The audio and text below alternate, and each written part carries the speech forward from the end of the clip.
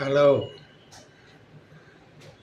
சனாதன தர்மா என்று எல்லோரும் சொல்லிக் கொண்டிருக்கிறார்கள்.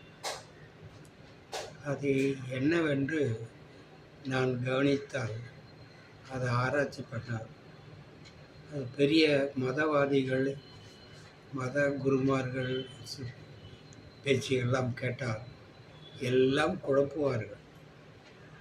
என்னவென்றே யாருக்கும் புரியாது. கேட்டால் எனக்கு அறிவு இல்லை, உனக்கு அது புரிந்து கொள்கிற அளவுக்கு உனக்கு அறிவு இல்லை என்பார்கள். இந்த வயசுல எனக்கு அறிவு வரணுமா? என்ன பிறத்துறார்கள், என்ன சொல்கிறார்கள் என்று யாருக்கும் தெரியாது. ஆனால் ஒன்று மட்டும் நிச்சயம், சிறு வயதிலேயே மூட நம்பிக்கையை, அதுவும் மதம் மூட நம்பிக்கையை சொல்லிக் கொடுக்கிறார்கள். சிறு வயதில் ஏற்பட்ட போதனை ஒரு ஈகோ நோயாக மாறிவிடும். அந்த ஈகோவை அந்த குழந்தை வளர வளர அதையே கடைபிடிக்கும்.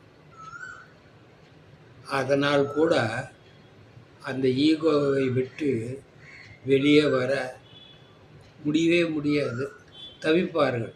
ஏதோ ஒரு சிலர் தான் அதை வெற்றி கொள்வார்கள்.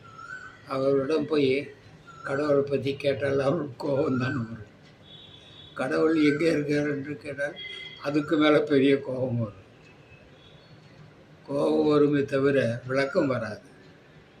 நம்ம தான் விளக்கி அதை பற்றி கேட்டுக்கொண்டு இருக்க வேண்டும்.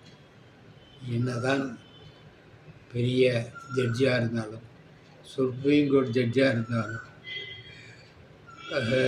பிரதம மந்திரியாக இருந்தாலும், பிரசிடெண்ட்டாக இருந்தாலும், ஏன் உலக வல்லரசு நாடாக இருந்தாலும், கடவுள் நம்பிக்கையை அவர்களால் அவர் மனதில் இருந்து எடுக்கவே முடியாது.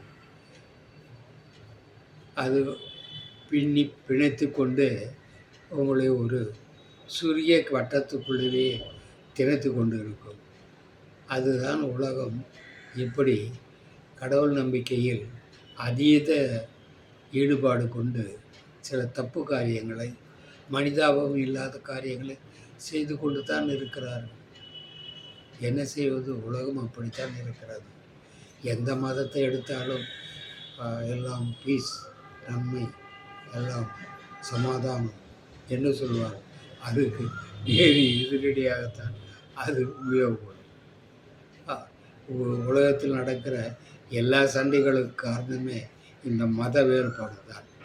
இன வேறுபாடு, மத வேறுபாடு, இதெல்லாம் ஒன்றுக்கொன்று கூடிக்கொண்டே இருக்கும். நீங்கள் தாழ்த்தப்பட்ட மக்களை ஏற்றுக்கொள்ளவே மாட்டீர்கள். தாழ்த்தப்பட்ட மக்கள் உங்களுடன் போட்டி போட முயல்வார்கள், தோற்றுதான் போவார்கள். ஏதோ ஒரு சில இடத்தில் தப்பித்து கொள்ளலாம், அவ்வளவுதான்.